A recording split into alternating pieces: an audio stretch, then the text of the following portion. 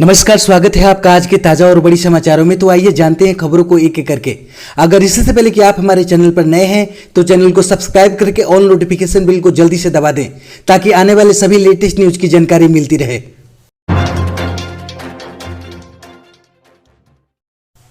पश्चिम बंगाल चुनाव को लेकर भाजपा में बगावत जारी। मंत्री, सांसद और बागियों को टिकट देने से नाराज कार्यकर्ताओं ने किया प्रदर्शन। जी हां, आपको बता दें कि पश्चिम बंगाल विधानसभा चुनाव में ममता बनर्जी को हराने के लिए भाजपा पूरे जोर शोर से जुटी है। हालांकि पार्टी को इसकी अंदरूनी बगावत का सामना करना भी पड़ रहा है। दरअसल टिकट बंटवारे से पार्टी के काफी कार्यकर्ता नाराज हैं। ऐसे में उन्होंने 17 मार्च को कोलकाता में जगह जगह पर प्रदर्शन किया। आपको बता दें कि इस मामले को लेकर केंद्रीय गृह मंत्री अमित शाह ने पार्टी कैडर के साथ बातचीत भी की थी, लेकिन ताजा हालात को देखते हुए उसका कोई असर नजर नहीं आ रहा है।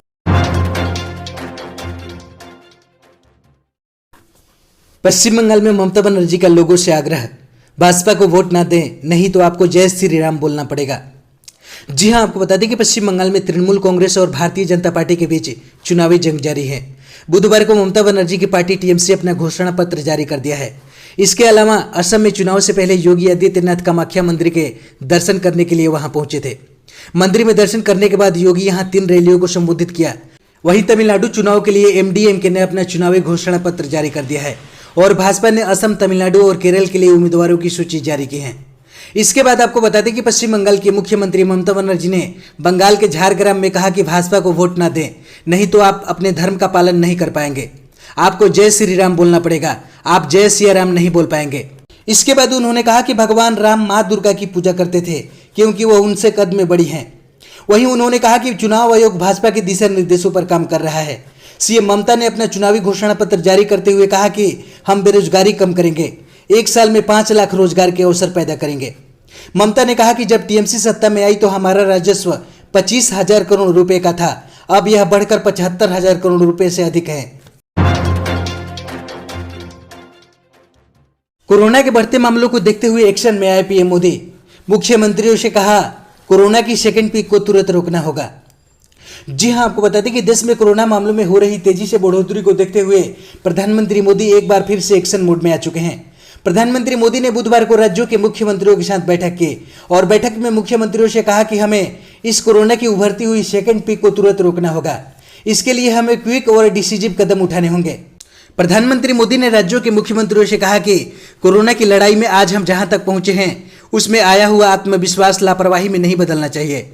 हमें जनता को पैनिक मोड में नहीं लाना है और परेशानी से मुक्ति भी दिलानी है। कोरोना के फिर से बढ़ते संक्रमण के मामले को कम करने के लिए प्रधानमंत्री मोदी ने सभी राज्यों के मुख्यमंत्रियों से पहले की तरह टेस्टिंग बढ़ाने के लिए कहा। प्रधानमंत्री मोदी ने कहा कि टेस्ट, ट्रैक और ट्रीट को लेकर हमें उतनी ही गंभीरता की जरूरत है जैसा कि हम पिछले 1 साल से करते आ रहे हैं। इसके बाद पीएम मोदी ने कहा कि हर संक्रमित व्यक्ति के कॉन्टैक्ट को कम से कम समय में ट्रैक करना और आरटी-पीसीआर टेस्ट रेट 70% से ऊपर रखना अहम है। हमें छोटे शहरों में टेस्टिंग को बढ़ाना होगा। हमें छोटे शहरों में रेफरल सिस्टम और एम्बुलेंस नेटवर्क के ऊपर विशेष ध्यान देना होगा। प्रधानमंत्री मोदी ने कई जगहों पर वैक्सीन की खुराक के व्यर्थ जाने के मामले को गंभीरता से लेने की बात कही। उन्होंने कहा कि देश में वैक्सीनेशन की गति लगातार बढ़ रही है। हम एक दिन में 30 लाख लोगों को वैक्सीनेट करने के आंकड़े को भी पार कर चुके हैं, लेकिन इसके साथ ही में वैक्सीन डोज वेस्ट होने की समस्या को बहुत गंभीरता से लेना है।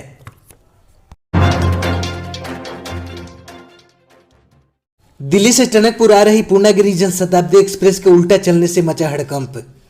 जी हां, आपको बता दें कि दिल्ली से टनकपुर आ रही पूर्णागिरि जनशताब्दी एक्सप्रेस टनकपुर स्टेशन पर पहुंचने से पहले होम सिग्नल नंबर 3 के पास अचानक विपरीत दिशा में चलने लगी, जिससे रेलवे प्रशासन में हड़कंप मच गया।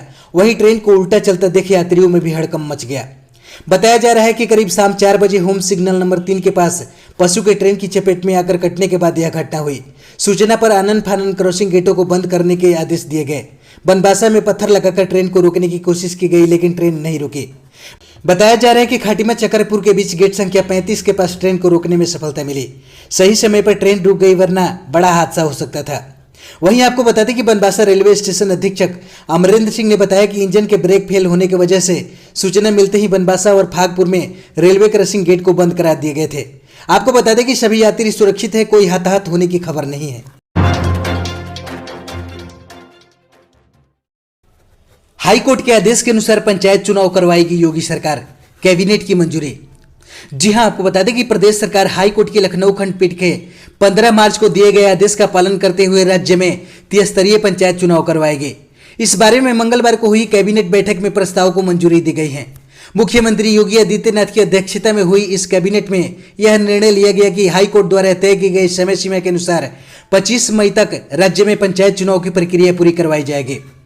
अदालत के आदेश के अनुसार ही वर्ष 2015 को मूल वर्ष मानकर पंचायत चुनाव के लिए आरक्षण तय किया जाएगा।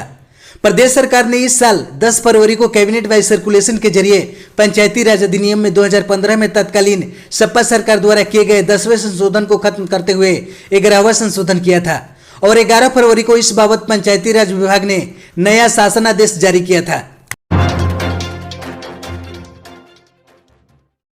15 जून से पहले धान नहीं रोप पाएंगे किसान, सरकार ने लगाई रोक। जी हां, आपको बता दें कि इस बार किसान 15 जून से पहले धान नहीं रोप पाएंगे। 15 मई से पहले धान की बुआई नहीं कर पाएंगे। हरियाणा में पानी की कमी के कारण राज्य सरकार ने इस पर रोक लगाई है।